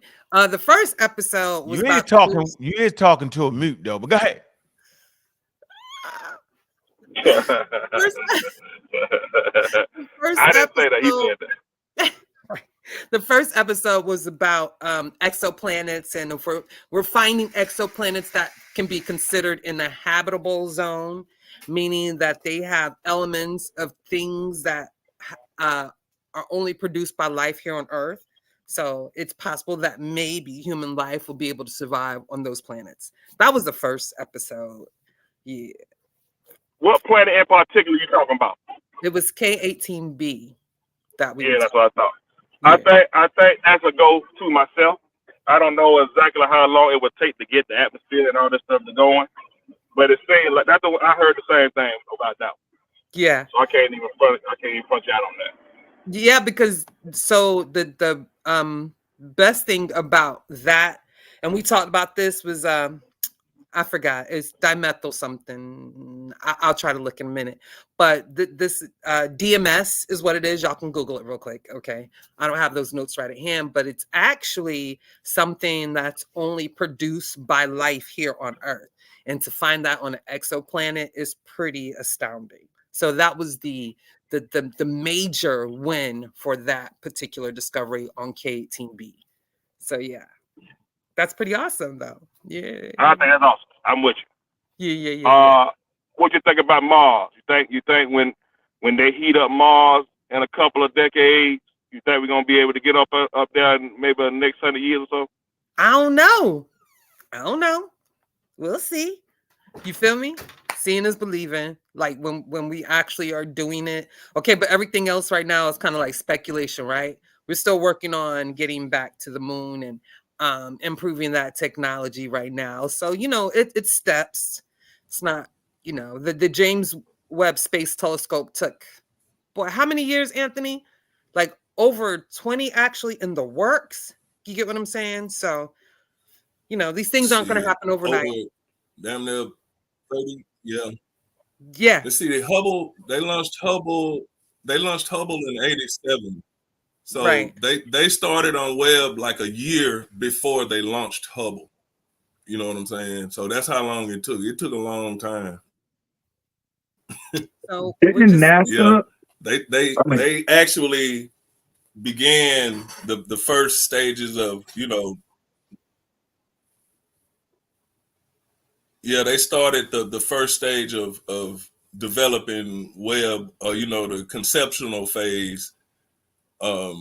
Like a year or so before they actually launched Hubble.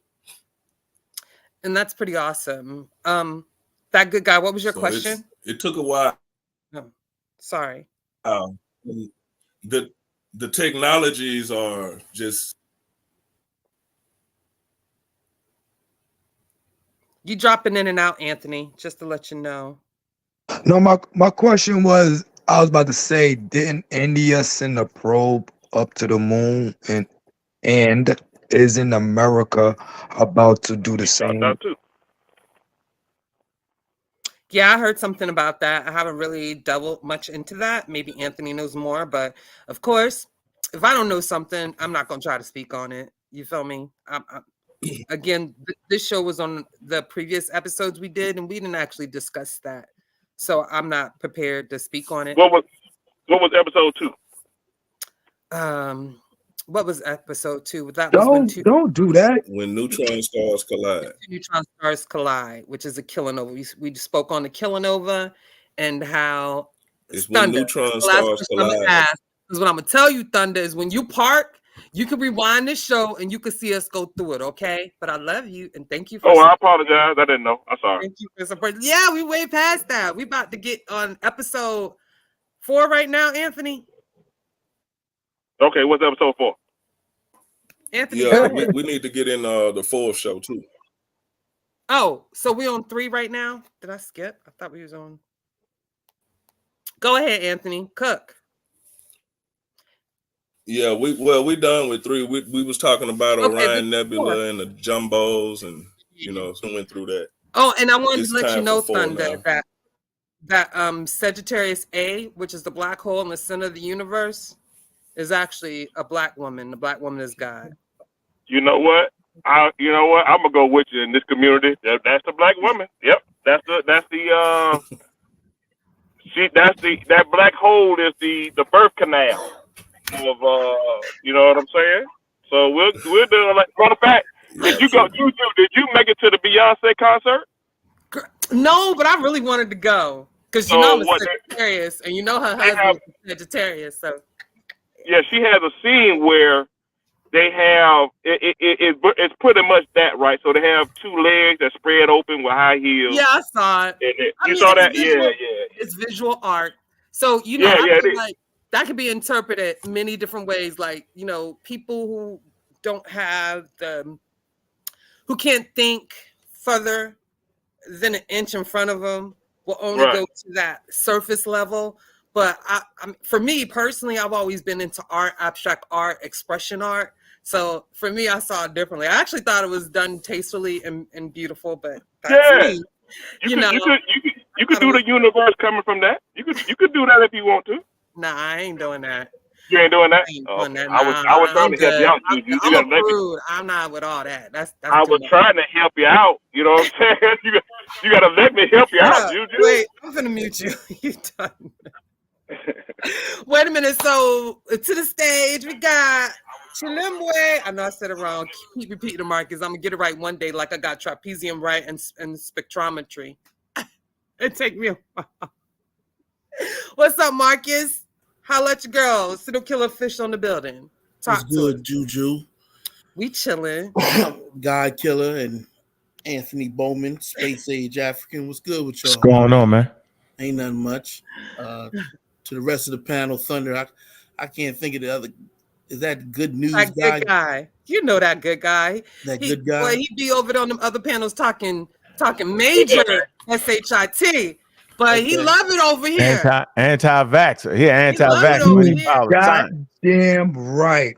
Follow science, that good guy. Crazy. I'm okay. I had the flu. Sorry, Bobby. I had the flu vaccine and the upgraded Moderna vaccine today.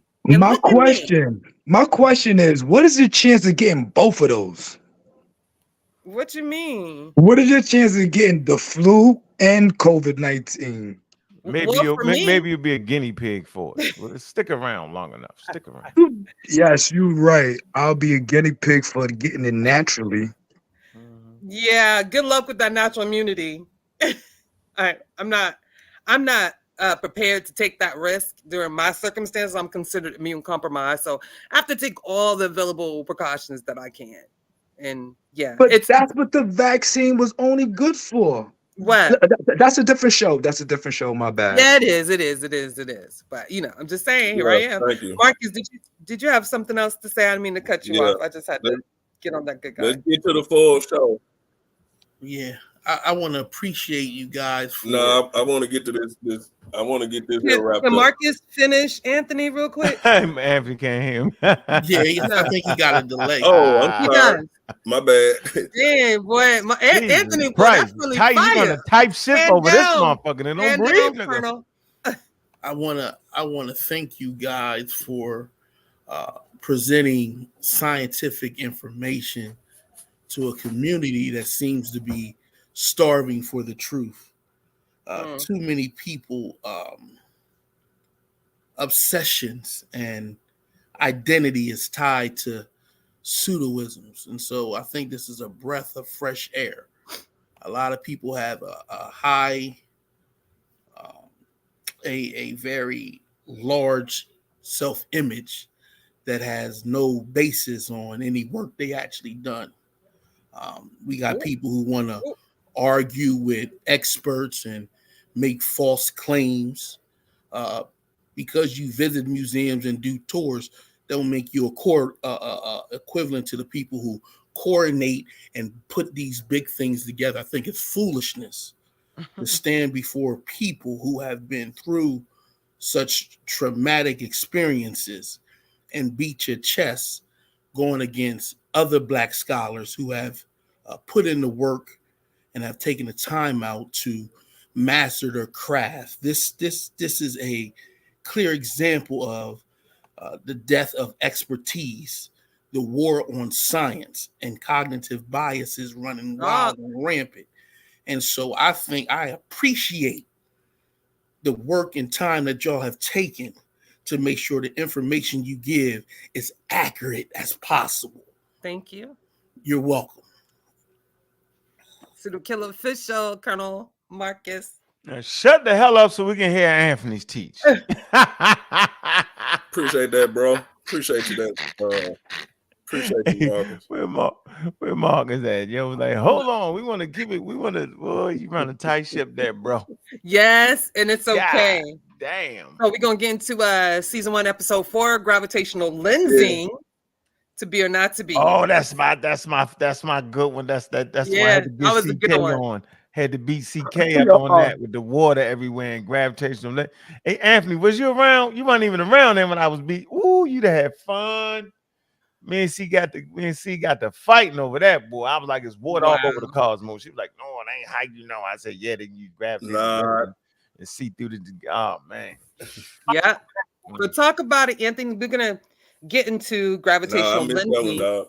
I missed that one. That was a good one, yeah. We're gonna get into gravitational. You probably go back over the show, and I probably messed up a lot. You're fine. Well, the gravitational. Yeah, I know. Sorry, we have a lag, so we're kind of crossing each other's toes. We apologize to the audience, though, and we'll try to have the situation rectified by a next week's show. But we're going to talk about a little bit about redshifts and Erndel, the oldest star. Is that the oldest star or the furthest star? Oldest, I think. He'll correct me though. But go ahead, Anthony. I'm finna go on mute and I'm finna take some notes.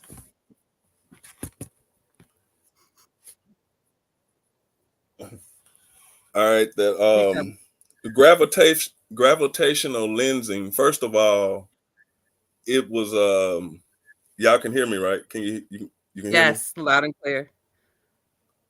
Well, yeah, gravitational lensing is the effect that gravity itself has on space. It warps, space-time itself, and as light is traveling through that space-time, it follows the curve that the warping, the curve of the warp that gravity has created. Now you need something very, very massive, to actually get the gravitational lensing effect. And what normally takes place is, what it is most of the times the lensing is caused by galaxy clusters. And when we get into the size of galaxy clusters, they're very, very massive. So, I'm pulling up a picture, one of my pictures. This is the Perseus galaxy cluster. Anthony, and you see all these. Explain it when you say your picture. I'm sorry. If you can see my cursor. Those are stars. Those stars are located within our galaxy. But all these fuzzy ones, those are galaxies that are gravitationally bound to each other in a cluster, and these clusters are lensing. So it's the combined mass of all of these galaxies, and they're like,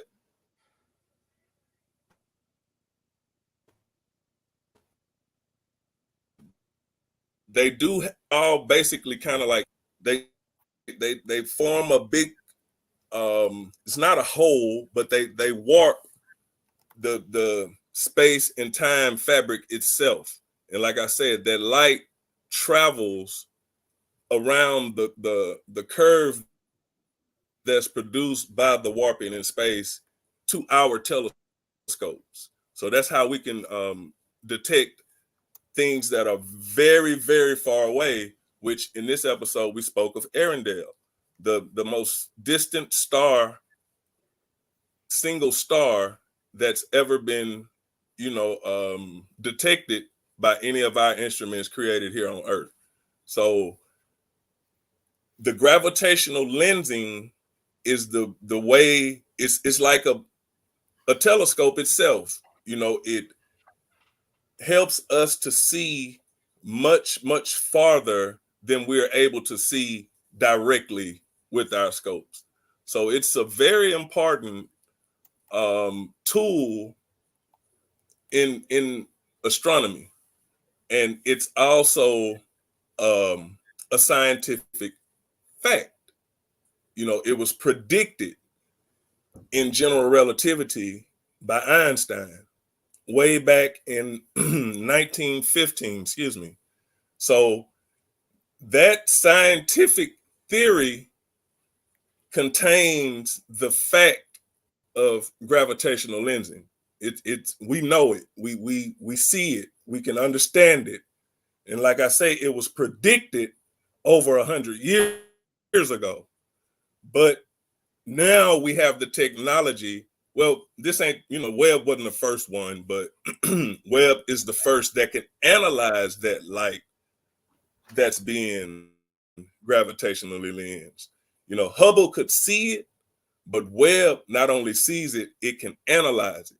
So that's how we were able to see that star that Miss Juju was just speaking about, Arendelle, which is the oldest and the farthest in distance single star that we've ever been able to, detect. So that gravitational lensing, like I say, it is a tool in that toolbox that we have to help us understand, what's happening in the universe. Even though we can't see it directly, we are able to see it through that gravitational lensing. So that's pretty deep. That's the difference in understanding a scientific theory. It organizes facts, and that's one of the facts of it. Now, the first time gravitational lensing was observed was a few years, I want to say 1919, a dude named Albert Eddington. And remember that name, because that name is going to be important as we go on into black holes. He was pretty deep. Albert Eddington was pretty deep. He was deep. But he led an expedition to West Africa, and it was two teams, but he led one team, and they went to West Africa back in 1919 to observe an eclipse, which we'll be having here in April coming up, a total solar eclipse. And there was a star. They knew exactly where the star should be. Couldn't see it in the daytime because it was behind the sun. but he was able to observe the gravitational lens effect of that star during that eclipse, because the moon blocks out the sun. So now you can see beyond the sun, long as, the moon blocks it. And they could see the light from that star, but they knew where it was supposed to be. So that's how they were able to detect the gravitational lensing. So that was the first time that we observed gravitational lensing that was predicted by general relativity. Now, Webb was able to take that gravitational lens effect and analyze the light that it received. So that was the difference. We could see the gravitational lensing, but we were never able to analyze the light until we got to Webb. And like I say, this is a galaxy cluster, the Perseus galaxy cluster, which I took myself, but I can't, with my equipment, I can't get the gravitational lens effect, but I can show you what a galaxy cluster looks like. And this is it. Like I say, all these fuzzy little spots, those are galaxies. So that's a spiral galaxy. That's an elliptical galaxy. Here's a spiral. That's an elliptical. And you can tell the spirals from the ellipticals because the spirals look like they might have like ears, or like Saturn. You got a bright center, then you got some little, it gets a little duller as you go out to the edges. But these elliptical galaxies, they are huge. And they are pretty much round, but they're very massive, very massive. But you got galaxies all over. There's one. There's a spiral. Though that's an elliptical. But if you look right here, that's a red giant. That's a star. How smooth it is versus fuzzy. See, here's a big blue giant. So you can tell the difference between the stars and the galaxies. They look totally different. And that's, like I said, the Perseus galaxy cluster. But I can't show you the gravitational lens effect. If you look at one of Hubble or Webb, you'll see that gravitational lens effect. But and also later on we'll get into dark matter. That's how they know about dark matter, because it also gravitationally lends things. Now you'll see something gravitationally lens, but you won't see nothing in the middle. That's how they, came up with dark matter. But that's basically, in a nutshell, the gravitational lensing.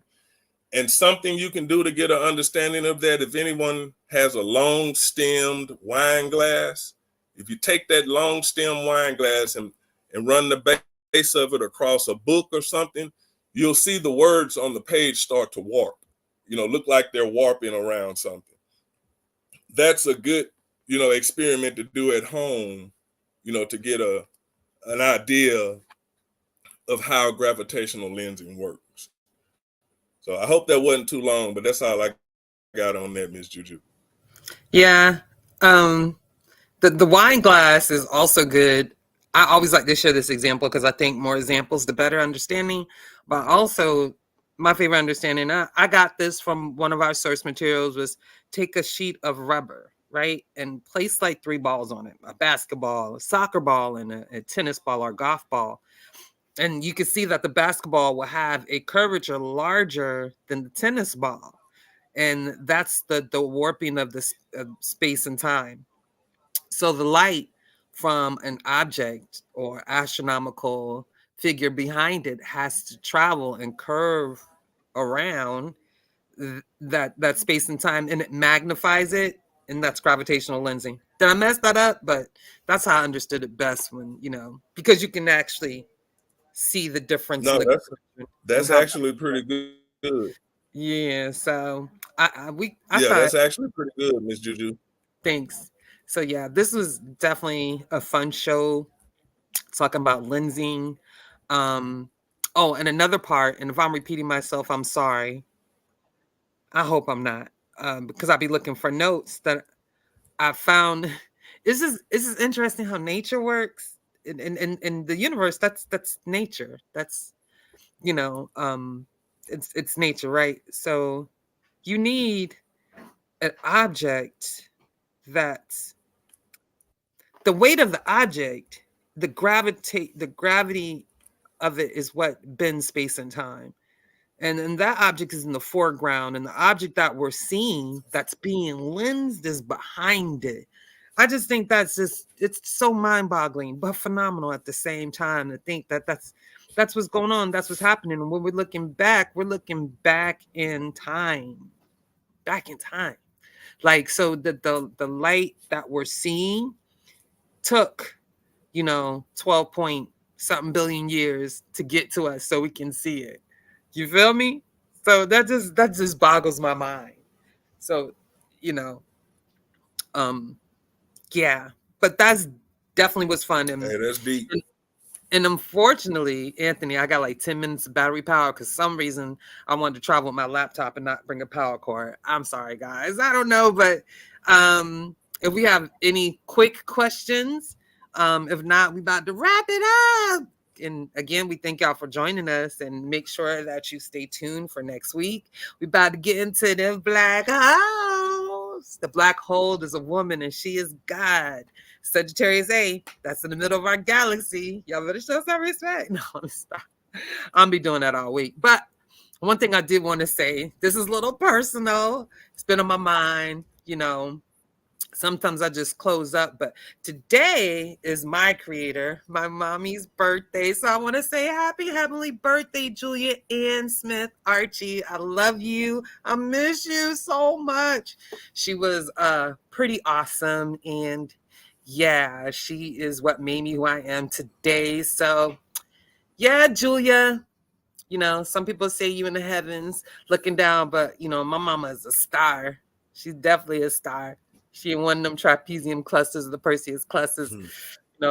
She might just be Sagittarius A. Yeah, Sagittarius A is actually my mama. It ain't me. Yeah, that's what I'm gonna say that. But yeah, happy birthday, mommy. Anything else from our panel? Some final words? Because we got to go. No, you gotta go, but you got to get the hell up out of here. Plus, I'm gonna die, y'all. That ain't gonna be cute. Yeah, I want to say great show. Yeah, I just want to say, Oh, I'm sorry. Go ahead, Marcus. I just want to say a great show. I really appreciate it. That lensing is very interesting. How the light shifts. I thought that was very interesting. Like I like the red shift and all like that. I remember the show we did with McTeer.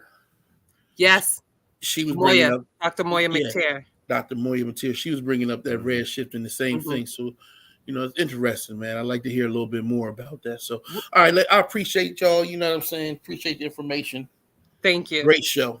Thank you. We'll definitely get into red shifts because red shifts is pretty important. And this is why I remember it without looking the notes, because it's something that stuck. Red shifts is what tells us that the galaxy is actually expanding. Okay, that's the important thing about redshift. But we'll get into that more coming soon. Go ahead. Space is expanding, Ms. JuJu. Oh, yeah. No, it tells us that space is expanding. Yeah, my bad. Yeah. Thanks for the correction. Not the galaxy, but space is expanding. A good way to get an understanding of I'm sorry, but a good way to get an understanding of redshift. A good way to get an understanding of redshift is to actually go to an escalator and try to go up a down escalator. You know how you're going up and the escalator is still going down? You know what I'm saying? Or like being on a treadmill, well, not really a treadmill, but that escalator is a good, way to understand redshift, because you're going up, but you're not actually going up to match your speed because the escalator is going down. So if you get on the escalator and try to go up, you can actually get the effects of how light and run on a light particle is massless. That's the big thing about light being able to curve with the space-time, because it doesn't have any mass. So, what's making it do that? You know what I'm saying? So that's one of the $1 million questions right there. But yeah, that redshift, if you want to try to get an understanding of redshift, just I got 3 minutes, try to Anthony. go up be dead. a down escalator. You know what I'm saying? So that was it. And I'm gonna end with, when you're scientifically literate, they can't drag you down to their level and beat you up with experience. Let's go, Black Egypt. Yeah, thank you all. Make sure you check the description box. Go back to our previous shows. We have all our source materials, descriptions in the shows. And if you see that this information has been beneficial and you want to gift us, please hit our Cash Apps. We do appreciate that. It does take money and effort to do this. Time and effort to do this. So we do greatly appreciate that. Thank you all. I'm about to die, so we gonna go out until I die, and we'll see y'all maybe next show in a few minutes. Peace.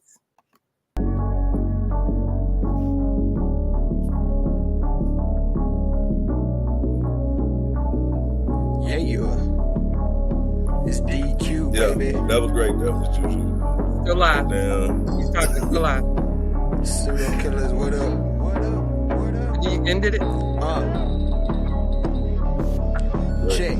Tapping in, what's the subject? I ain't touching that. Revolution, we ain't done yet. Laying flat like Sanchez, this a bomb threat. I know my flow like Angozi. Source up and show me, homie. You shut up and mute up a moment. The mad scientist, I'm knowing all the components. We own it, and we gon' off it if it's pseudo. You do know we don't entertain that keyboard judo. That big Bobby banger out of Baltimore. Done it all, shopper folks. Sold a little something, but I taught you more than your average teacher. I had to reach you at your level to bring you up. No devil can ever beat you.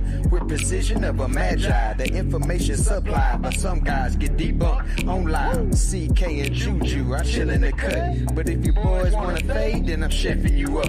I organized lie, the beats of disorganized truth every time. Kudos, who those niggas? Decorated pseudo killers. Space age Africans, back again. An organized lie, the beats of disorganized truth every time. Kudos, who those niggas? Decorated pseudo killers. Space age Africans, tapping in. I always been fly, that's an actual omen. You can catch me in the sky, ask Anthony Bowman. He see me with his telescope, I was actually floating off some good kush that Savio is actually growing. See, Gullah and Kent is where the money gets spent. Them boys got some books that cost as much as your rent. The second verse should be smashed Rockwell, but I rock well. Underground like Sumerian Rockwells. In the ring like I'm the rock whale. Hell, create a different wave that can rock whales. Hell, shit swell like lunar tides. My entendres off Gandra to who describe. Euthanize foolish guys. Scholastically, haphazardly. Turn your camera on and look me in my eyes. And please do subscribe. 8 to 80, blind, cripple, or crazy. You in for a new surprise. It's DQ, a organized lie. The beats of disorganized truth every time. Kudos, who those niggas? Decorated pseudo killers. Space age Africans, back again. An organized lie. The beats of disorganized truth every time. Kudos, who those niggas? Decorated pseudo killers. Space age Africans, tapping in.